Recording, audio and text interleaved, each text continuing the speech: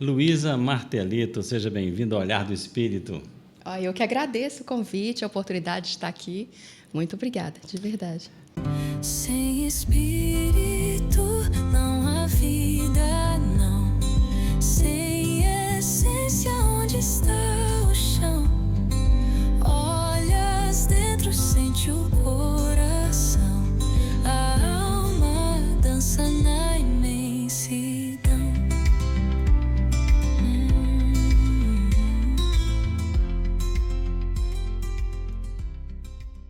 Gente, eu vou falar para vocês que eu convidei a Luísa para uma conversa mesmo, porque achei muito interessante.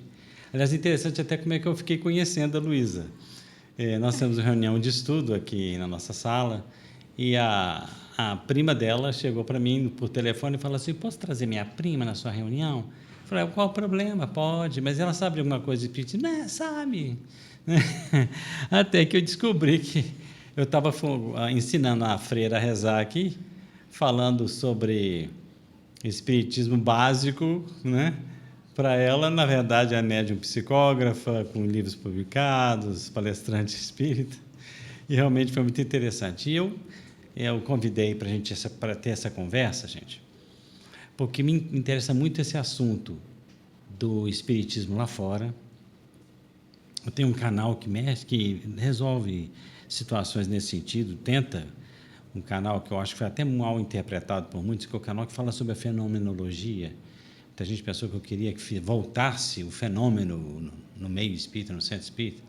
Não, voltasse o estudo do fenômeno, né? Na fenomenologia, que é até um aconselhamento do Emmanuel, no livro Emmanuel, né? Que a fenomenologia é o caminho pelo qual nós vamos encontrar a ideia de que o espiritismo não é uma religião simples, como todas, né? E não é também uma mera filosofia. Então está aqui, Juliana, dá uma conversada com a gente, fala para a gente um pouquinho sobre a sua trajetória de médium lá nos Estados Unidos. Lá nos Estados Unidos. Bom, minha prima não saiu nem um pouco do contexto, porque é isso mesmo, você sabe, um pouco. Né? Eu acho que, de verdade mesmo, assim, eu me sinto sempre uma aprendiz mesmo. E cada vez mais, assim, ele citou aquela primeira vez, né, quando eu vim aqui, e é muito gostoso ver o olhar da pessoa explicando sobre o espiritismo, porque eu acho assim, sabe, acho que todos nós já lemos o Livro dos Espíritos várias vezes, o Evangelho, mas cada vez que a gente lê tem um olhar diferente, né? Então, para mim, é sempre muito gostoso, só quero frisar isso aqui, né, colocar novamente. E lá nos Estados Unidos também. Então, assim, o espiritismo lá, ele está sempre vinculado a um brasileiro. Porque são os brasileiros que conhecem o espiritismo aqui. Isso não é algo dos Estados Unidos. Apesar de o fenômeno ter conhecido, o fenômeno que a gente estuda, que a gente conhece, começou lá com as Irmãs Fox. Mas não é algo divulgado. Então, e o que chega para lá foi bem isso que você disse. Às vezes é aquele olhar ou de uma religião, simplesmente, ou aquele assim, é uma filosofia, que são os espiritualistas usam mais isso, porque aí você está de bem com todo mundo. Você não agride nenhuma opinião, você não, né? Então é mais fácil de ser aceitado colocando essa filosofia, não uma mera filosofia, né? Que é o que você falou. Mas lá tá engatinhando, existem alguns porquês lá. Por exemplo, a palavra doutrina, que a gente fala aqui tanto, a doutrina espírita. Lá, se você começar a falar doutrina, você já é ignorado. As pessoas já vão te rotular mesmo. A própria religião, né? Fala, minha religião é espírita. Nossa, eu lidei com alguns lá, pessoas chegaram a ser agressivos comigo. Quando eu falei de religião, que é o lado religioso do espírito, não tem que ver com religião, não é religião, só vocês da América Latina que inventaram essa história de espiritualismo sem religião. Eu falei, nossa senhora, pegaram pesado comigo. São duas linhas, eu tento sempre entender, sabe, a cabeça de cada um que está falando disso, eu entendo.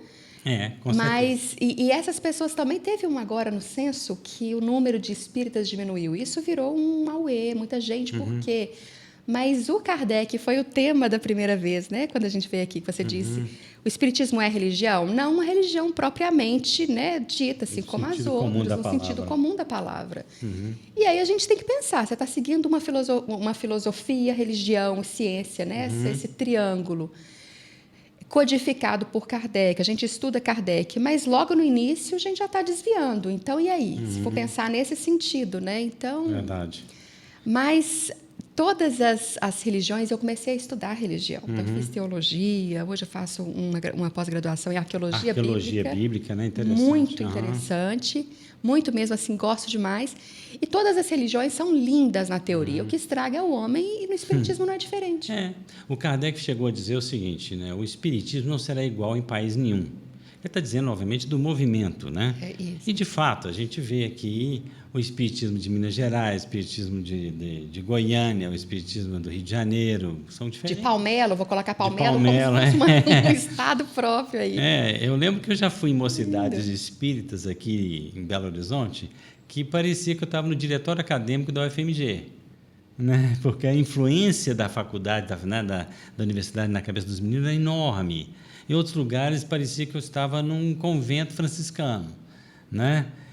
E era o centro espírita. E normal, o Allan Kardec sabia que isso ia acontecer. O problema é quando a gente não deixa claro para a população que o espiritismo é essa ciência filosófica com consequências religiosas, e o espiritismo se tornando uma religião no sentido factual, né? Dogmático, é aquilo que o Allan Kardec menos queria que acontecesse. Eu leio uma vez na Revista Espírita, o Allan Kardec, em longa discussão com um padre romano, né, católico, e o padre falou assim, é religião. Allan Kardec, não é. Ele, não é. Mas por que essa insistência do Kardec? Não queria falar que o espiritismo era uma religião. Porque em você falando que o espiritismo é uma religião, o resto do mundo não acessa. Entendeu? Também, nesse sentido, essa é a preocupação dele, não é que ele era contra, ele ao contrário, ele fala, nós nos orgulhamos de ter uma doutrina que se baseia nas leis da natureza e na fraternidade universal. Exato, né? exato. E agora, se a gente for confundido com dogma, com clero, hierarquias, etc. e tal, aí nós vamos estar indo para a contramão do que o Espiritismo veio trazer. Né? E isso que eu acho que fica bem claro. E o fenômeno, na minha opinião, como você, médium, é um fenômeno também, né? Ele democratiza a situação. Entendeu? Ou não. Né? Ou não, fala para o seu ou não, ou não, porque vira o escândalo e aí que vira mais a aberração. Ah, verdade. Porque vira a aberração. Então, aí eles querem desassociar isso totalmente com... Imagina que essa aberração... Algumas religiões, chega elas até falam muito patologizar o negócio, né? Exatamente, Verdade. E algumas religiões têm esse conceito de céu e inferno muito claro, de Deus e diabo. Então, isso é coisa do diabo, isso é coisa ruim, essa aberração. Então, assim, essa parte do fenômeno foi o que chamou a atenção, e é o que chama a atenção de muitas pessoas. Né? Então, assim... O Arthur Conan Doyle, né? o cara que escreveu o Sherlock Holmes, né? Ele chegava a dizer o seguinte, não há coisa mais importante depois de Jesus Cristo do que o fenômeno que está acontecendo na humanidade hoje, na época dos fenômenos que estavam... E eu acho que é isso que é o verdadeiro movimento espírita, é o movimento dos espíritos. Essa revelação global que aconteceu, né? E que há interpretações de acordo com o lugar. Sim. Você sabe, Luísa, que o Allan Kardec uma vez perguntou aos espíritos assim, por que na Inglaterra vocês, espíritos, dizem que não há reencarnação através dos médiuns britânicos? Os espíritos, o seguinte, é porque se a gente colocar a reencarnação lá de primeira, eles rejeitam a encarnação e o resto. Então, por enquanto, devido aos preconceitos, questões até de racismo, a gente lá não lida com isso, né?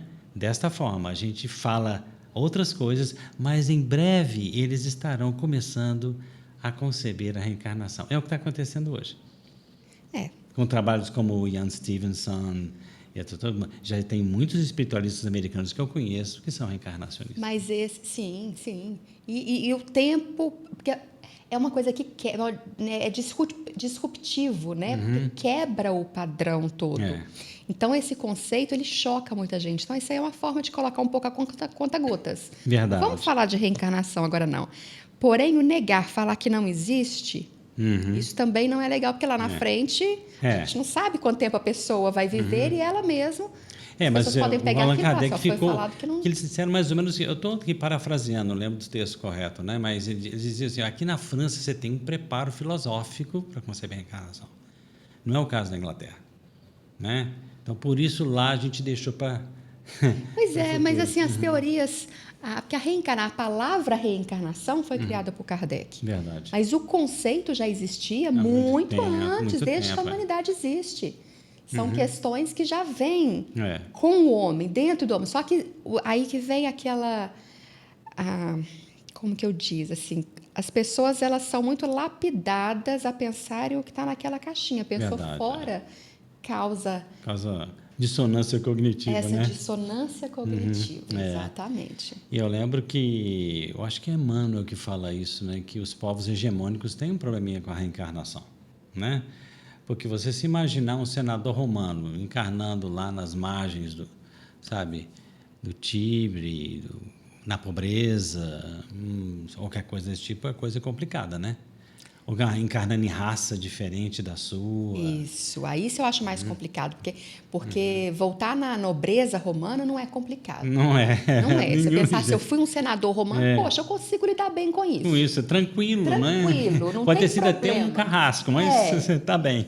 A pessoa não pensa nesse ruim, pensa assim, poxa, que bacana, eu fui um senador romano, É. eu vivi em Roma, pensa nessa parte glamourosa da questão. Do negócio, é. Agora, a reencarnação, a gente tem que pensar no valor moral, porque é para isso exatamente. que estamos, né? E é isso que as pessoas não pensam. Eu lembro uma vez uma senhora, né, chegou para mim e disse, fiquei sabendo que você é espírita, você sabe que eu fui uma condessa das mais terríveis, más, e que torturei muita gente, e dava gargalhada, sabe? Falando assim, eu fui mesmo até aquelas condessas terríveis.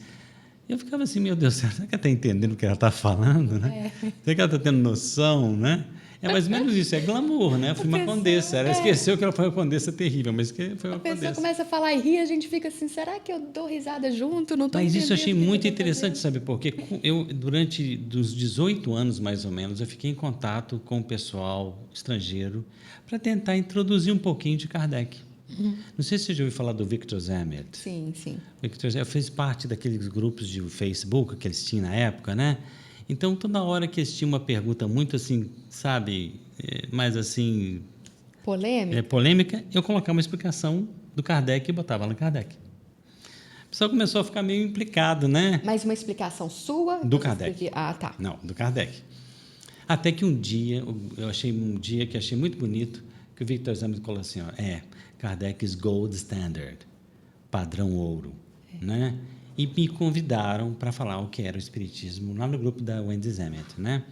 Nós ficamos muito satisfeitos com isso e achei muito legal porque eles viram que não há tanta diferença. Agora, existe uma pequena uma questão que o Kardec já falava desde antigamente. Eu trouxe até um texto para a gente ler a respeito disso aqui. Ele se referindo a um encontro que houve em Cleveland, lá no século XIX, dos espiritualistas americanos. Né? E ele dizia o seguinte, deixa eu ver se eu consigo achar aqui o texto. O que faltou aos Estados Unidos foi um centro de ação para coordenar os princípios. Não existe, a bem dizer, corpo metódico de doutrina. Havemos de convir que ali se encontram ideias muito justas e de alto alcance, mas sem ligação. Foi o que Allan Kardec fez na Europa, é o que ele estava pedindo que se fizesse nos Estados Unidos. Então, quando a gente apresenta o Kardec para o americano, não é porque ele tem que seguir Kardec, na religião do Kardec, e é muito difícil para eles entenderem isso. Exatamente. Né? É simplesmente para ele falar assim, faça alguma coisa parecida com o que o Kardec fez. Porque você tem, uma vez tem uma entrevista no meu canal Spirit Connections, uma entrevista com um reverendo anglicano, muito legal, o nome dele é Michael Cox, e ele dizia o seguinte, eu achei muito interessante o conhecimento da paranormalidade, e eu comecei a estudar, porque na igreja anglicana o que interessa é o amor e a fraternidade. Achei muito interessante isso. Então, ele disse que chegou para os fiéis da igreja dele um dia e foi entrevistar: o que você acha que é a vida após a morte? E as ideias eram tão, às vezes até estapafúrdias em relação à vida após a morte, ao futuro do homem, que ele falou: não, peraí, gente, aí não, temos que, sabe, tem que ver o que a gente vai fazer com isso aí, né? É isso aqui, a gente tem que ver qual que é a ideia. Exatamente. Porque no meio espiritualista você pode encontrar qualquer tipo de ideias assim, que muitas vezes as pessoas aceitam sem, né? Sem se perguntar, sem usar o critério, né? Exatamente. E essa falta de critério pode chegar a tal nível de imoralidade. Eu lembro uma pessoa falando comigo assim: olha, Sérgio, não existe renovação íntima na minha doutrina espiritualista. Eu falei: como não? Não, quando a pessoa modifica muito é porque um outro espírito entrou e encarnou nela. Ah, tá. Pensa bem o nível de amoralidade, de não evangelismo, que uma consequência dessa, ninguém se modifica. Então, quando o apóstolo Paulo, de Saulo, virou Paulo, foi um cara que, um outro espírito lá que entrou, né? Então, são muitas teorias que, se não tiver uma... Isso, uma pergunta, até um critério dele mesmo se perguntando, porque...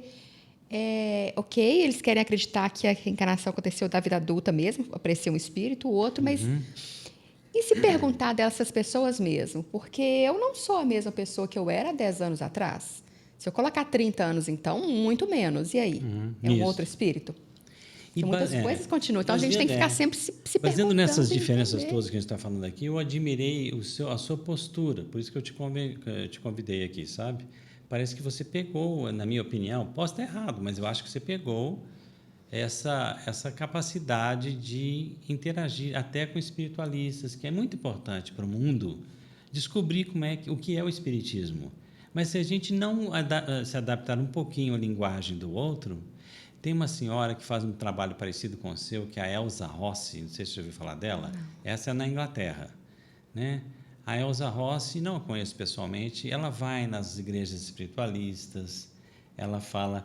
Uma vez eu sugeri a um amigo meu que ia para a Europa, eu falei: aproveita, vai na igreja espiritualista. Sérgio, eles cobram. Nem fala isso comigo, eles cobram. Quer dizer, como é que as pessoas vão saber o que é o critério kardeciano se a gente não consegue... Isso. Né? Concorda? Concordo muito. Mas esse meu olhar, ele vem do preconceito que eu já tive e que eu sofri. Mas primeiro, acho que o fundamental aqui é o que eu mesmo já tive. Que legal. Você então tem a experiência, né? Eu tenho a experiência. Então, assim, eu consigo pensar um pouco assim, o que o outro está pensando, o que aquela, normalmente um evangélico ou um católico bem raiz, vamos dizer assim, normalmente eu já sei o que eles pensam. Então, eu tenho termos, assim, o fato da gente usar a nossa experiência ajuda a desenvolver isso. Ou não. Quantas pessoas já passaram por isso e nem por isso teve a modificação, né? Teve esse olhar empático. Mas eu era muito conceituosa, não no sentido de rejeitar as coisas, mas eu já tinha um conceito pré-concebido nesse sentido. Certo. Então, para mim, eu vivi dentro da Igreja Católica, eu fui catequista muito novinha. Aos 17 anos, eu estava planejando ir para um convento, cheguei a frequentar o convento. Né? E, então, assim, eu estava bem nesse mundo. Normalmente, as pessoas vêm pelo espiritismo pelo amor ou pela dor, eu vim pela mediunidade. Então, de repente, a vida me chacoalhou, colocou um espírito na minha frente para eu poder ter essa primeira experiência e falar assim, e agora? E aí? Então, eu tive que ir conhecendo um pouquinho e aquela coisa... Olha, eu fui muito abençoada porque eu fui recomendada a procurar um psiquiatra quando isso aconteceu. Imagino. Procurei um psiquiatra. E esse psiquiatra me ouviu, me avaliou e, ao final da consulta, ele disse: eu recomendo que você procure um centro espírita. Só que eu estava ainda no meu pré-conceito. Imagina que eu vou procurar um... como assim? Que ideia é essa? Né? Porque a ideia de quem não conhece, pelo menos a minha naquela época, assim, ele está querendo que eu vá para poder ter contato com o espírito. Eu acredito em Jesus. Na minha ignorância, era isso que eu pensava. Imagina que eu vou ficar procurando. E eu quase fiquei chateada com o psiquiatra, para ter noção. Mas aí, então, essa mesma pessoa que me recomendou o psiquiatra também ficou chocado e pediu que eu procurasse um padre. Então, eu era amiga dos padres e procurei um que já me conhecia há muito tempo. Então, eu também sabia da minha índole. Quando eu contei tudo, qual foi a resposta do padre? Ele que me conhecia, talvez, né, era para vir uma coisa mais dogmática, né? Mais dogmática, mas não. Ele ouviu tudo e, ao final, ele disse: eu acho que você tem que procurar um centro espírita. E ainda indicou qual o centro. Porque no interior, o centro não chama Allan Kardec. Não. Eu falei assim, não, é o centro da Dona Maria. Então, ele pediu que eu procurasse o centro da Dona Maria, porque ele conhecia a Dona Maria. Então, quando que eu teria essa experiência novamente, né? Com tanto preconceito. E aí, eu falei assim, opa, até o padre me indicou procurar um 2-0, espírita. 2-0. Mas não fui vencida de cara, sabe? Então, assim, a primeira, eu tive que engolir muita coisa. Imagina, não era a resposta que eu queria. Mas foi assim, deixa eu dar uma chance para isso. E aí eu fui estudando. Eu não fui direto para o Chico Xavier, o livro do Chico, direto para o Nosso Lar, direto ao André Luiz, o que foi muito bom para mim, porque eu não tinha capacidade intelectual de entender aquilo. Se eu tivesse ido direto, eu teria me assustado, teria feito um Pai Nosso e ido embora, entendeu? Mas não, vim através dos romances, bem simplesinho ainda, mas que no final do livro eu falava assim, gente, eu gostei disso aqui. Aí eu lia outro, até que de repente eu estava mergulhada na teoria. Então, assim, veio muito aos poucos, só para chegar nessa resposta sua. Então, assim, quando vem essa rejeição das pessoas, se eu estou num ambiente, eu já sei, tem coisa que eu não posso chegar e colocar essa ideia porque eu sei o choque que dá. Então, sabe, eu comecei, depois que eu tomei palestrante, eu comecei a estudar, fiz um curso de teologia e hoje esse de arqueologia bíblica. Para quê? Para eu conversar com argumentos que a pessoa conhece. Isso. E aí que vem o ponto. Eu entender o que o outro entende e acredita e chegar nessa... Mas aqui, quando eu comecei a ler Sócrates e Platão, e eles faziam isso, eles não davam a ideia. A dialética socrática. Exatamente. Ele fazia você pensar. Isso. Então, quando a gente pega essa dialética, né, assim... Eu tenho essa ideia, eu vou colocar de tal forma que você vai pensar isso. Mas foi muito interessante que você está falando isso, porque no meu canal Espírito Honestos eu tentava fazer isso, tentava falar do jeito dos espiritualistas, mas para eles entenderem o valor de um critério, como o kardeciano, para que o mundo possa se nutrir, porque as pessoas, principalmente as pessoas comuns aí, elas querem um chão para pisar. Isso. Elas querem, e o espiritismo se tornou aqui no Brasil uma coisa popular, até com milhares de casas, com serviços beneficentes, porque ele tem esse chão para pisar. Exatamente. Né? Porque senão, e o mundo precisa disso. Isso. Aí no Livro dos Médiuns, só para ter uma fala que eu peguei no Livro dos Médiuns, no Allan Kardec, falando o seguinte, não sei se isso é um espírito que ele colocou, ele próprio, não me lembro, ele fala assim, não é de bom aviso, são os espíritos falando com ele, atacar bruscamente os preconceitos. Esse é o melhor meio de não se ver ouvido. Exatamente. Por essa razão é que os espíritos, muitas vezes, falam no sentido da opinião dos que os ouvem. No sentido, paralelo, legal, isso mesmo que você está falando, né? Vamos, inclusive, colocar isso assim. Continuando aqui, é para os trazer pouco a pouco a verdade. Apropriam sua linguagem às pessoas, como tu mesmo farás se fores com um orador mais ou menos hábil. Daí o não falarem a um chinês ou a um maometano, como falarão a um francês, a um cristão. E que tenha certeza de que seriam repelidos. Exatamente isso. Então não adianta você chegar numa igreja espiritual e falar assim, não cobrem. Vocês estão cobrando, vocês são imorais. Né? Cobrar pela mediunidade, cobrar para dar passe, que às vezes tem isso. Né? Calma. Lembrar que tudo também tem a sua relatividade. Allan Kardec dizia que os piores e mais problemáticos médiums eram aqueles que não cobravam. Eles estavam no meio espírita, mas eles queriam titularidade, evidência, né? Incensamento pessoal. E ele falava, estes deram as costas para mim. Porque eu não fiz isso com eles. Olha só que está no livro Viagem Espírita de 1862, um livro espetacular. Se não leu ainda, por favor, leia, porque esse livro foi... Um divisor de águas. Foi um divisor de águas, porque ele chegou no Brasil muito tarde. Eu me lembro fazendo uma palestra para mais ou menos uns 80 dirigentes de centro espírita, eu fui um pouquinho chatinho, sabe? Não façam isso.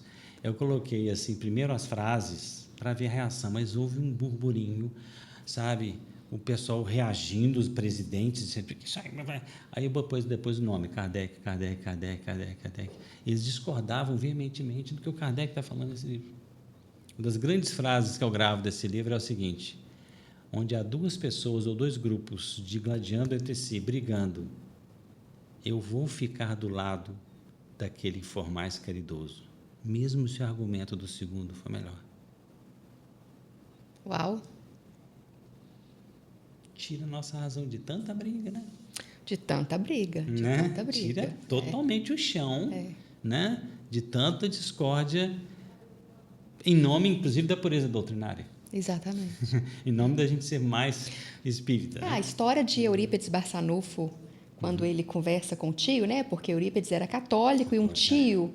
foi um tio mesmo. Foi um tio que se tornou espírita, então ele estava tentando tirar a cabeça do tio, né? Mudar novamente. Falei assim, tio, não faz isso. Então foi conversar. Só que Eurípides, ele era muito intelectual. Ele era muito inteligente, então ele tinha bons argumentos, muitos argumentos. Verdade. E o tio dele não era estudado. O tio Mariano, né? O senhor Mariano. E ele não conseguia arguir com Eurípides. E aí ele entregou um livro para Eurípides e falou assim, olha, eu não consigo responder essas perguntas todas que você está me fazendo, mas lê isso aqui. Então, assim, é difícil. E lidar com os preconceitos, o problema é isso, porque as pessoas querem muito estar com a razão. O que eu penso é verdadeiro. Você vem falar alguma coisa que fere o que eu penso, né? Falta em nós a humildade de ouvir, porque eu acho que a humildade está principalmente relacionada ao fato de que todo mundo tem algo a ensinar. Então, a gente nunca pode chegar para ninguém e pensar assim, não quero te ouvir. Tem nada para você. Porque eu não tenho nada que você vai me ensinar. Isso aí já mostra uma arrogância nossa, porque todo mundo tem algo.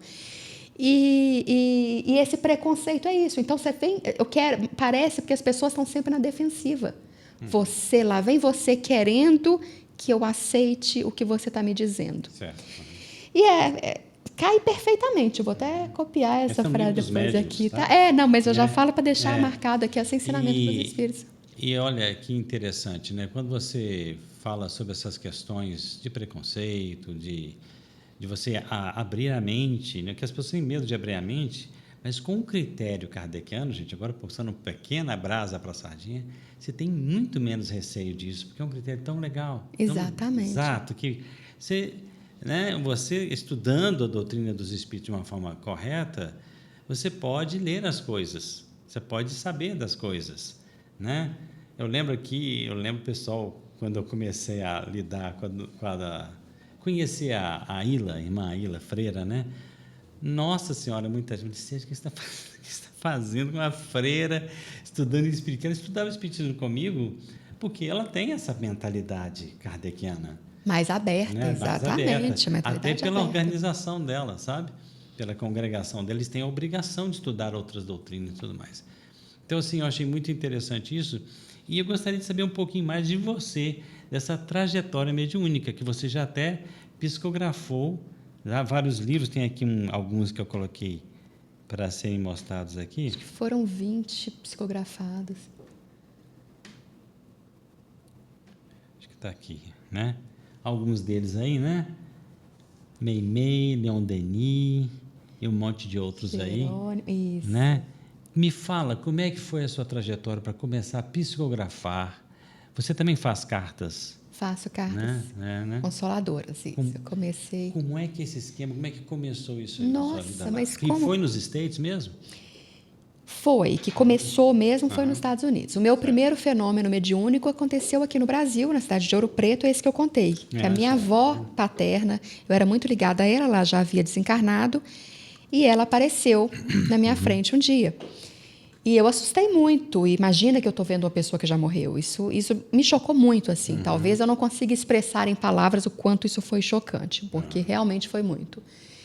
Mas, enfim, foi um fenômeno único. Isso foi em 2004.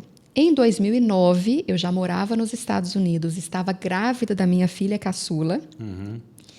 E durante a gravidez, à noite, em sonho, eu recebia mensagens belíssimas. Eu sonhava com um ser, dava para ver o formato do corpo, mas era tão iluminado que eu não conseguia ver rosto, mas eu via um formato humano. E eu chamava de luz. E já estava tão recorrente que eu sonhava com a luz, e a luz ficou sendo minha amiga, eu não comecei a dar nome para a luz. E mensagens lindíssimas, iluminadíssimas, que eu falava assim, que coisa! Eu sempre falava para meu marido, às vezes eu não lembrava. E eu queria lembrar e ficava angustiada por eu não lembrar, porque quando é espiritual a gente não lembra. Chegou, se você quiser, anota. Exato. Acabou, você nem lembra que teve. Não lembra. E o meu marido disse, anota. Então, dorme com o caderno do lado, todo dia que você acordar, anota o que foi. Olha que legal. Eu comecei a anotar e esse fez parte, então... Bom, eu já estou pulando a etapa. Comecei a anotar. No final, veio a instrução de que era para eu poder levar isso para ser publicado. Só que eu ainda numa transição, eu era muito amiga de um padre, e como as mensagens falavam de Jesus e de amor, eu ainda levei para um padre, que é um arcebispo da Igreja Católica ainda. Que história interessante. E é muito amigo da família, que não vou citar o nome não, só para poupá-lo, e é muito amigo da família. E ele leu o livro, gostou muito. Eu tenho carta dele indicando esse livro para a editora As Paulina. Eu falei assim, você vai publicar. E na igreja, na frente de várias pessoas, quando eu ia lá para Coronel Fabriciano, que era a cidade, e ele na frente, na missa, na frente de várias pessoas, quando eu estava presente, ele me chamava e falava assim, olha, ela escreveu aqui, eu tenho certeza que foi um anjo que guiou as palavras dela. E falava do anjo, ou seja, é a linguagem espírita em outro formato, outro nome. Né? Foi um espírito, e dizia do anjo e me fez prometer na frente de todo mundo que eu ia publicar esse livro. Só que em off, depois, eu falei assim, olha, eu acredito que não foi um anjo, foi um espírito. E aí ele disse, não publica isso não. Isso me travou bastante, sabe? Mas eu estava com a recomendação toda para ser publicada dele, né? Que ele queria que enviasse, já tinha feito uns contatos assim para ser feito o livro. Ele desencarnou. Passado um tempo, ele próprio aparece para dizer que ele estava enganado, que a vida continua.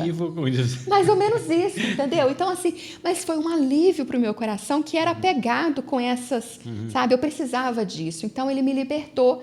Ao mesmo tempo que veio aquele alívio, veio aquele aperto no coração, tipo assim, e agora? É para publicar, o que eu procuro? Então, eu falei, eu tenho que enviar para uma editora. E não sabia qual. Então, eu fiz uma pesquisa, eu falei assim, eu recebo muitos livros de amigos, eu vou ver qual que é a editora que eu mais tenho aqui, coincidida de ser a editora Chico Xavier. Entrei em contato com a editora Chico Xavier e com uma outra editora. E normalmente o que as editoras... Eu estou respondendo a pergunta, estou dando volta aqui, mas só para responder. Pode falar à vontade. Normalmente, o que as editoras pedem é assim, são 3 meses para ler os 3 primeiros capítulos. Não, desculpa, de 3 a 9 meses para ler os 3 primeiros capítulos. Se eles gostarem, eles pedem os capítulos restantes. Não significa que vai publicar, tá? Mas até 9 meses para ler os 3 primeiros.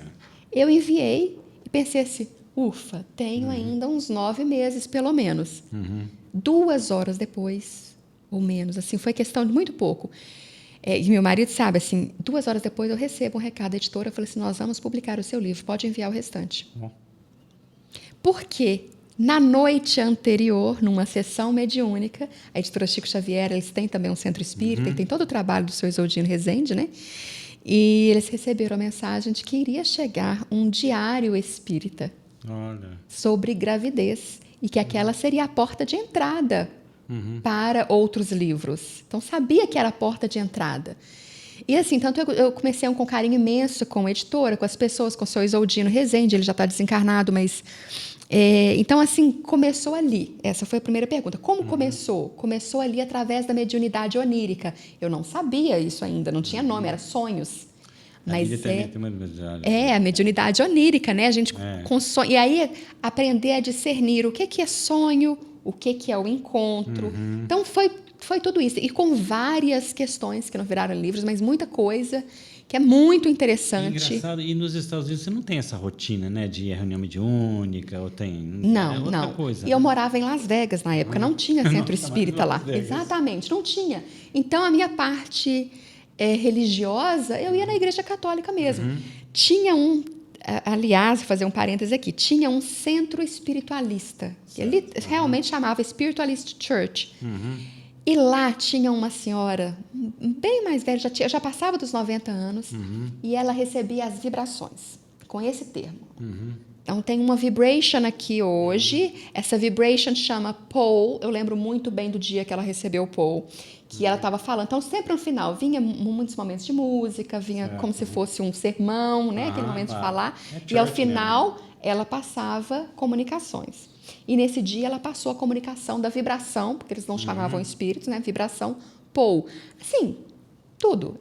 E a mensagem foi tão chocante, foi para alguém que estava um pouco perto de mim, assim, umas 2 fileiras acima, e eu vi a emoção da pessoa. Eu falei, gente, como que não fala que isso não é um centro espírita, mas sem o conhecimento, sem Kardec, sem o critério, né? Sem o critério. Só isso. Exatamente, só isso, mas todo o restante. Mas eu não tinha esse estudo mediúnico, eu não tinha. Em 2017, foi fundado os 2 primeiros centros espíritas de Las Vegas, no mesmo dia, no mesmo instante. Exatamente. Foram 2. Que legal. E aí, ao contrário do que acontece na maioria dos lugares, que é um competindo com o outro. Normalmente o centro é assim, eu trouxe o palestrante tal, o outro trouxe tal, quem que vai em tal lugar. Não, lá eles se uniram tanto, que legal, que se juntaram. E hoje é uma casa. Gente fina, né? Gente fina. Estou falando, foi contra mesmo. Contra a tradição. A regra, a tradição, exatamente. Pois. Então ficou mais forte, ficou mais legal. E aí, lá em Las Vegas, começaram então as reuniões mediúnicas. E foi lá que aconteceu a minha primeira reunião mediúnica. Mas até então, Luiz Sérgio, eu lidava com pessoas que se diziam espíritas, isso não em Las Vegas não, tá? De um modo geral. Gente que passava mensagens que era claramente a opinião da pessoa, mas que ninguém estava querendo ouvir aquela opinião, então ela falava assim, tem um espírito aqui falando isso. Aí o povo, foi o espírito que falou. Aquilo me incomodava. Tipo assim, você é fumante, eu estou querendo te dar um toque para você parar de fumar, aí eu, faço aqui, eu sou seu guia, para de fumar, por favor. Para de fumar. E assim, se você falar como Luiz Sérgio, parece que as pessoas não te respeitam. Tem muito Mas se você fala que foi um espírito, as pessoas... o espírito falou. O espírito falou. Isso suscita essa vontade do médium. Exatamente. Esse animismo do médium de estar sempre colocando vontade. E às vezes eram vontades que não tinham nada, sabe? Que você vê que não é espiritual aquilo ali, não. Não vem de Deus, não, como diz a amiga. Eu conheci que tinha tudo dela. Me veio aqui que a gente devia comer pizza essa noite. Essa noite. Mais ou menos por aí. Bem por aí. E aí eu estava bem ressabiada, vou usar, já que eu estou em Minas, vou usar esse meu mineirês aqui, bem ressabiada com esse tipo, e pessoas que estavam sempre, tem um espírito aqui. Eu fui. Até então eu não sabia de uma mediunidade mais ostensiva, porque era a mediunidade onírica que eu tinha, e aquele episódio com a minha avó. Porém, neste dia, durante uma sessão mediúnica, a pessoa que estava do meu lado esquerdo recebeu um índio e começou. E eu ainda pensando assim... Meu pensamento, eu vou só falar rampa, enfim. Né? Será? E ele todo lá... E é uma pessoa maravilhosa, assim, não estou duvidando da capacidade, não. Mas quando veio, eu já... Sabe aquela coisa... O fenômeno, como diz Kardec, o fenômeno, para quem ignora, gera incredulidade. Exatamente. Então, eu era incrédula. Eu era incrédula. E muito incrédula, com todas as pessoas. Eu estou citando esse exemplo aqui agora, só porque a minha história faz parte dessa. Porque ele começou a receber um índio. E a coisa foi ficando tão forte, que eu comecei a sentir a energia desse índio do meu lado. Daqui a pouco ele está lá. Não, comecei a sentir uma coisa, realmente uma energia. E eu dentro de mim falei assim, gente, mas sabe assim, enquanto ele estava falando ainda, eu estou assim, que é isso que eu estou sentindo? De repente, do nada, eu comecei a chorar desesperadamente. Não foi um choro que eu comecei com delicadeza, não. Eu estava assim... Sabe, chorando... Desentupindo as vias das emoções. Aquele choro que a gente soluça, aquele choro sentido. E, ao mesmo tempo, dentro de mim, no meu pensamento, eu falei assim, se controla, Luísa, para com isso, para de chorar, o que é isso? Para. Eu chamando a minha atenção, se controla. E aquele choro compulsivo mesmo. E, de repente, eu comecei a falar uma língua que eu nunca ouvi nessa vida. Agora eu sei falar isso, né? Mas nessa vida eu nunca vi. Eu comecei a falar um dialeto, né? Uma língua indígena. Olha que coisa. E aí, então, foi toda passada uma mensagem parece que tinha uma frase lá que eu estava sempre repetindo, então as pessoas gravaram um pouco essa frase e depois conseguimos, essa pessoa aqui, né, através de uma pesquisa, descobriu que foram a tribo dos índios Sioux, lá de North e South Dakota, Dakota do Sul e do Norte. Então, é uma língua que existe, uma frase que existe, e o que foi traduzido condizia com o contexto. E aí, o que aconteceu? Éramos 8 pessoas, acho que um pouco mais, e estávamos lá, nessa hora, eu estava falando uma língua que eu não conhecia, que ninguém conhecia também, e, ao final, todas as pessoas entenderam a comunicação. Todas relataram a mesma coisa. Eu escutei, eu senti essa pessoa dizendo isso. E todos que estavam presentes. E aí, na prática, eu descobri o fenômeno da xenoglossia. Xenoglossia. Porque o espírito se comunica em pensamento. Então, em pensamento, ele estava ali se comunicando com todos. Eu estava emprestando a minha voz. Mas o contexto que estava sendo dito, todos entenderam. Então, por isso que todos entenderam aquilo. O Pentecostes, né? Foi. E aí eu fui para casa como? Com um olho desse tamanho, porque eu falei assim, gente, imagina. E eu estava naquele, não volto nunca mais. Ou aquela coisa assim, não quero isso aqui nunca mais. Tá bom, né? Exatamente. Ou foi o que eu fiz. Voltei. Eu falei, se aconteceu isso, voltei. Talvez pela curiosidade mesmo, né, de voltar. E aí sim, na semana seguinte, eu já comecei a manifestar de forma mais controlada, não foi nesse choro e tal. Mas então eu recebi uma mensagem.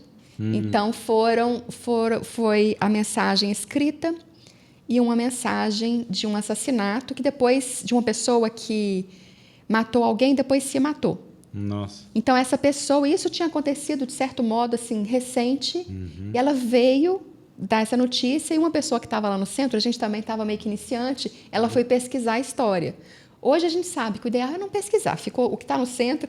Las Vegas, isso aconteceu em Las Vegas. Las Vegas tem uma frase que diz que o que acontece em Las Vegas fica em Las Vegas. Mais ou menos o centro espírita é assim. O que acontece no centro fica no centro. Fica na reunião mediúnica. Mas essa pessoa pesquisou e viu a história toda, então já fica assim, aquela coisa, assim, nossa, uau. Mas foi uma história que eu senti alguém chegando e contando essa história, eu só estava emprestando a minha voz, mas eu estava consciente. Mas nesse dia eu recebo também a primeira mensagem psicografada, e foi a única mensagem que eu recebi mecanicamente. Então, eu acho, isso eu tenho certeza, não acho mais não, eu tenho certeza que isso foi muito importante para eu poder me assumir como médium. Porque assim, eu ver a minha mão mexendo, e eu não tendo nenhum controle daquilo que está sendo escrito, não era nada que eu estava querendo, sabe? Aquilo para mim foi um tapa na cara para poder falar assim, duvida? Você está achando que a gente está brincando aqui?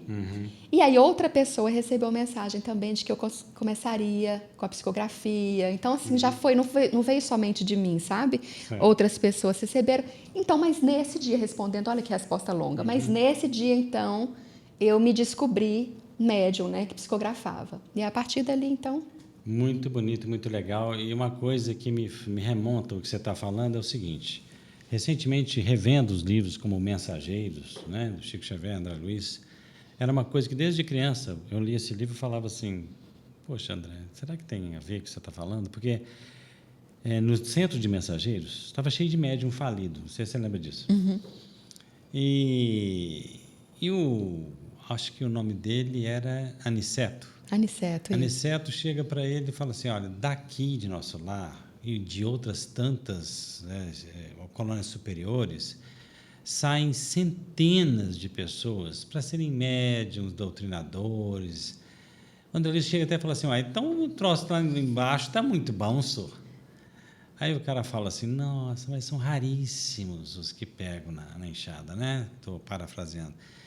E porque eu falei, eu pensei assim, mas peraí, mas onde é que estão? Quando eu li, eu tinha uns 14 anos, onde é que estão essas centenas de pessoas médias? Onde é que estão essas centenas?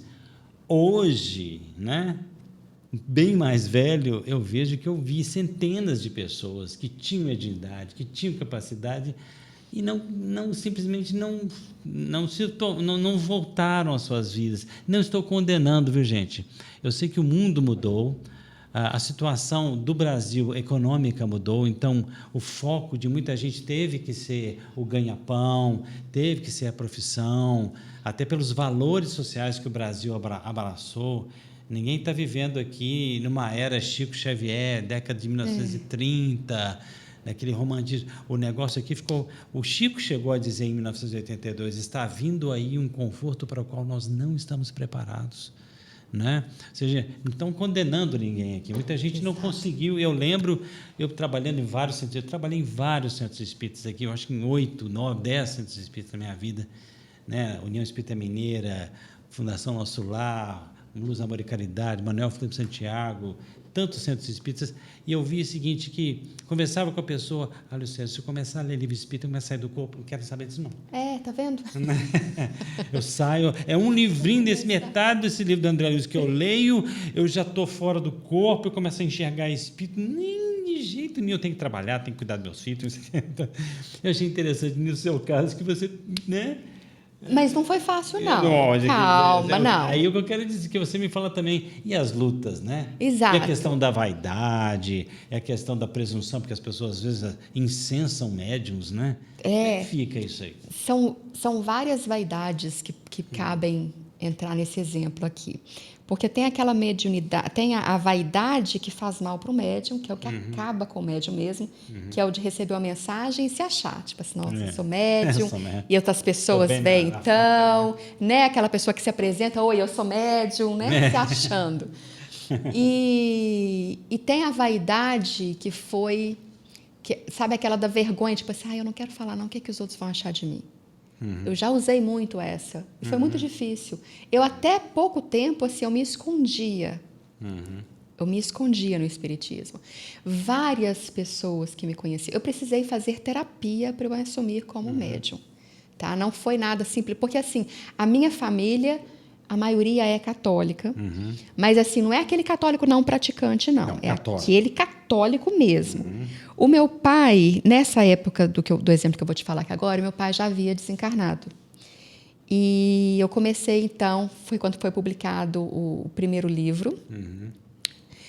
E uma tia minha, então, falou assim, então você é espírita, assim, você está negando Jesus, você é espírita? Mas a frase que me chocou foi, ela falou assim, ainda bem que o seu pai morreu, senão você mataria seu pai do coração. Aquilo doeu, e veio de uma irmã do meu pai, uma irmã dele. E assim, eu falei assim, por que eu mataria? Tipo assim, então é realmente aquela sensação de estar negando Jesus. Paulo Estevão, você lembra dessa parte que Paulo estava na casa do pai dele, voltou como cristão, assim, convertido, né? E o pai dele acabou com ele, né? O pai dele falou, sua mãe morreu por sua causa, sua irmã fugiu da cidade por sua causa, eu estou acabado e arrasado por sua causa. Brincadeira, hein? E o apóstolo Paulo ainda falou assim, eu acho que está precisando mais de Jesus do que eu imaginava. E isso é muito mais atual. Isso é muito mais atual, porque essa história de Paulo Estevão aconteceu há quase 2000 anos. Né? Tá faltando pouco para dar 2000 anos aqui. Mas lutas, ainda continuam. Então, assim, psíquicos, espirituais. Muitos. Eu aqui, na questão meramente de ficar distribuindo conhecimento, né? E formando pequenos grupos de estudo, a coisa já é assim, sabe? Às vezes, porque na verdade o espiritismo ele vem balançar muitas estruturas da sociedade. Sim. E eu lidei numa época muito com jovem, nossa senhora, vinha familiares espiritualmente nos meus sonhos, não, ele não pode, porque ele vai ser assim, assim, assado, e reencarnou para isso, isso, esse conhecimento espírita vai me desviar desse sentido. Eu falei, nossa senhora. Aí você vira, eu de joelhos, eu pedi assim, Jesus, eu não sou Sócrates, porque Sócrates, né, teve que tomar cicuta porque estava desviando a juventude de Atenas. Porque estava fazendo pensar. Eu estou só passando o espiritismo, mas eu via a resistência que havia, né, em relação ao espiritismo. Em relação ao espiritismo. Mesmo no meio espírita, né? Muitos ataques que eu sofro é dos espíritas. Do espiritismo, do próprio espiritismo. Porque, bom, eu comecei em 2018 no centro que eu frequentava em Las Vegas. Então, 2 amigas tiveram um olhar e falaram assim, Luísa, vem aqui para começar a dar palestra. Eu comecei a dar palestra. De repente, outros lugares estavam me chamando. Foi tudo assim muito natural o que foi acontecendo. E aí, naquela posição de estar lá, tendo que falar de Jesus, ao mesmo tempo da família que achava que eu estava negando Jesus, me afastando de Jesus. Em Las Vegas, meu círculo de amigos era formado a maioria evangélico. Então, tinha aquele preconceito. Se eu tocasse no nome espírita, já vinha aquela coisinha. Então, assim, ixi, sabe? Foram várias coragens. Eu acho que o evangélico lá é um pouquinho mais leve do daqui, né? Não? Depende, né? Depende. Porque, às vezes, o evangélico... Às vezes, o católico é mais relaxado. Tipo assim, se é o católico não praticante muito, ele, tipo assim, o espiritismo adoro. Leiozinha. Adora. Então, já é o mais simpatizante. Agora, aquele que é o mais envolvido na causa, eles defendem mais. Eles são mais Saulo de Tarso, que defendem aquilo que acreditam em nome do bem. Realmente não estou acusando Saulo de jeito nenhum, porque ele defendia aquilo que ele acreditava. Tanto que Estevão falou para ele. E tanto que ele foi escolhido, né? E tanto que foi escolhido. Então, assim, cada um defende a sua fé e está tudo bem. Só que o que a grande maioria faz é, para defender a minha fé, eu acuso a outra. A sua está errada. Então, esse que é o problema. Mas, assim, então, eu já estava nessa posição de palestrante, estudando cada vez mais e mais o Espiritismo, fazendo as minhas sessões, porque aí as cartas vieram com tudo. Então, cada hora, várias cartas, inclusive esse livro aqui, começou com... que eu trouxe. Tá mostrando. Esse livro aí, Cartas do Outro Lado, eu coloco de uma forma uma linguagem bem simples. Eu não tenho a menor intenção de parecer intelectualizada ou nada não, sabe? Mas mostrando um pouquinho essas mensagens, como começaram. Ou não? Esse foi publicado ano passado, em novembro do ano passado. Já está na 3ª edição. Olha, legal. Então, começa com mensagens, assim, às vezes uma mensagem pequena, bem pequena, às vezes uma mensagem maior. A gente teve o cuidado, então tem uns comentários de Luiz Góes, que foi o que me introduziu, digamos assim, me ensinou muita coisa no Espiritismo, ele era doutrinador. Então, assim, eu chamo quase que o nome, ele coloca o peso nele dele ser o meu mentor em vida, porque qualquer dúvida, Luiz, está acontecendo isso. Legal. E ele, então, ele revisou todas as cartas e descobriu a autenticidade das cartas, sabe? Por exemplo, tem histórias aqui, tipo de causa e efeito, ação e reação, do espírito que viveu na vida passada, mas contando na vida retrasada e fazendo link. Então, ele foi atrás dos nomes. Aí, o que acontece? Foi tudo verificado, todas as mensagens aqui são verificadas. E aí, a gente só mudou, para não identificar quem é, então só colocou as iniciais, por exemplo. Então, não estão mais o nome completo aqui, mas a gente tem todas as histórias. E, então, estava vindo com tudo já essas mensagens, mas eu ainda ficava quietinha. Quem é a Luísa? Sou eu. E aquele medo ainda de... Porque, assim, médium é o Chico Xavier. Aí, quem sou eu perto de Chico? Mas isso eu acho muito importante. Deixa eu fazer uma parêntese. Muitas pessoas, de repente, não se dedicaram porque já falaram assim, eu não consigo ser um Chico Xavier. Mas calma lá, gente, cada um é cada um, cada vida é uma vida. Isso. Né? Cada missão é uma missão, cada tarefa é uma tarefa. E há beleza em todas elas e é o conjunto. E se a gente for deixar de lutar por uma causa tão nobre quanto a doutrina espírita, mas muito nobre, eu tentei, na minha vida, dedicar praticamente tudo que eu pude fazer à doutrina dos espíritos, sem ter essa capacidade mediúnica nem nada, mas é porque eu achava que é uma causa que é mais importante que qualquer coisa, né? E simplesmente porque eu acho que eu não sou santo, eu tenho certeza, aliás, né? Estamos juntos, eu também? Então, assim, também não. Sabe, gente, não é o caso, vamos elaborar, é uma causa muito nobre. Eu acho muito bonito essa sua atitude de, apesar de todas as dificuldades, das lutas, você ter aceito, né? O currículo. Né? Depois de muito tempo. Mas olha só o que Allan Kardec fala, ele fala o seguinte, parafraseando, quando as pessoas começam no espiritismo, se entusiasmam, veem os fenômenos, né? Ficam alegres, mas logo que vem o nível fortíssimo, difícil da moral espírita, elas, né, assustam. E porque isso assusta nosso orgulho também. Então, por isso que exige muita humildade para você acessar o verdadeiro espiritismo, porque ele não vai fazer você de um dia para o outro o cara. Não. A pessoa.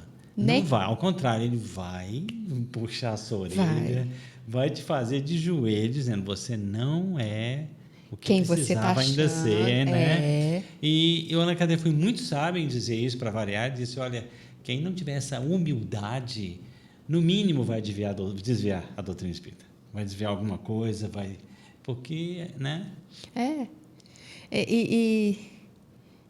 Né? Fiquei sem palavras agora. Mas, assim, não é um processo fácil. Não. Esse não é um processo fácil. Todas as pessoas que passam pela dificuldade e continuam, eu tiro meu chapéu mesmo, porque é difícil para mim. Difícil. Eu precisei de ajuda terapêutica mesmo. Eu procurei um terapeuta que é médium, um médium, inclusive, bem conceituado, mas ele me ajudou a entender tudo, porque várias vezes eu tive vontade de desistir. Quando eu comecei a chegar, em 2023, eu recebi 23 livros psicografados. Nossa. É porque fica fácil guardar o nome 23. Somente em 2023 eu recebi. Eu não publiquei esses livros. Eles estavam guardados. No meio do ano passado, eu respirei fundo e falei assim, vou começar aqui essa coleção Grandes Nomes do Espiritismo. Mas, assim, durante um tempo eu ficava com ela guardada, eu recebia a mensagem, e aí, para o mundo espiritual? Poxa, está enviando, está me passando a mensagem, mas eu ficava. O que será que vão pensar? E começa a chegar um monte de livro. Tem gente que brinca, você está achando que você é Chico? Sabe? Quem dera eu até te achar, não é nem de ser, não, porque eu sei que eu não sou, mas quem dera eu achar, porque eu sei do tamanho da diferença entre nós, e é isso que afasta. E o problema são essas pessoas que estão o tempo todo. Então, assim, se a pessoa não faz nada, não faz nada. Se a pessoa começa a fazer algo, aí vem o ataque. Então, assim, fui muito atacada, e aí, durante essa terapia, foi muito boa para eu me fortalecer. Com o quê? Com os valores espíritas. E estudando Allan Kardec. Aí veio a pandemia, que com todas as dificuldades, com tudo de ruim que teve para mim um lado muito bom, porque me deu o tempo que eu usava como desculpa que eu não tinha. Então, nesse período, eu falei assim, agora eu queria muito fazer um curso de teologia, mas não tinha tempo. Veio a pandemia e escancarou o tempo assim na minha cara. Verdade. Então, comecei a fazer o curso de teologia. E aí tinha o tempo para estudar, me dedicar, e aí foi fortalecendo. Eu estava vendo no Espiritismo os valores morais, porque quando a gente faz esse curso já conhecendo o Espiritismo, sabe, ele fica muito melhor. Exatamente. Você vê todas as passagens bíblicas até, ou em outras religiões, porque a gente não fica só na Bíblia também. É maravilhoso, riquíssimo. Então, já fui abrindo, e isso ia me fortalecendo. Sempre me fortalecendo um pouquinho mais. Falei assim, gente, eu sei que eu não sou isso tudo, eu sei que eu não estou lá, mas eu acho que eu já tenho coragem de começar, dar um passo de cada vez. Sabe que a gente tem que entender que uma corrida de 1.000 quilômetros começa com um passo. Com certeza. Né? Então, eu não viso chegar nos 1.000 quilômetros, mas... Tem uma parte do livro Céu e Inferno que o Allan Kardec pergunta ao espírito assim, olha, você é um espírito feliz. Você professou alguma doutrina? Não, eu cumpri. Mas aí, é maravilhosa essa resposta. Eu amo os espíritos. Eu vivi uma doutrina de Jesus, mas eu cumpri. O próprio Kardec falou assim, obrigado. Né? E é isso, que a gente professa a coisa. A gente está aqui, por exemplo, gente, explicando e espalhando esses conhecimentos que tem muito pouco ainda de nós, em termos de vivência, com certeza, mas esse é um caminho para que a gente se condicione algum dia, como diz Emmanuel, a disciplina... Está aí na sua blusa, antecede a espontaneidade, né? Olha, mais alguma coisa, uma mensagem que você queria dar para pessoas que estão numa situação que você estava há algum tempo atrás, medo do preconceito, medo de que vai acontecer depois, medo de não conseguir ser Chico Xavier, medo, o que você teria para falar? Com muitos medos... Ai, essa pergunta é profunda, vai longe, assim. O que eu tenho para falar? É a missão, é o propósito, é a gente colocar a gente de lado. Foi isso que eu tive que fazer para eu poder assumir. Então, eu falei assim, ok, estou em frente, estou encarando agora os julgamentos, abri rede social que eu não tinha, estou aqui gravando. Quem sou eu? Um aprendiz de espiritismo está aqui no podcast. Mas é aquela coisa assim, qual que é o propósito? Propósito sou eu parecer intelectualizada, eu sou, eu posso, eu faço? Ou entender a questão dos valores do espiritismo, a missão, o ajudar alguém que de repente está vivendo uma dificuldade, sabe? Para mim, na questão da psicografia, foi essencial o dia que eu recebi uma carta de um filho enviando para a mãe. Aquela mãezinha chorando, sabe, abraçando a carta. Você vê ali a doutrina consoladora, porque ela foi consolada com a mensagem do filho. Então, assim, é deixar o ego de lado.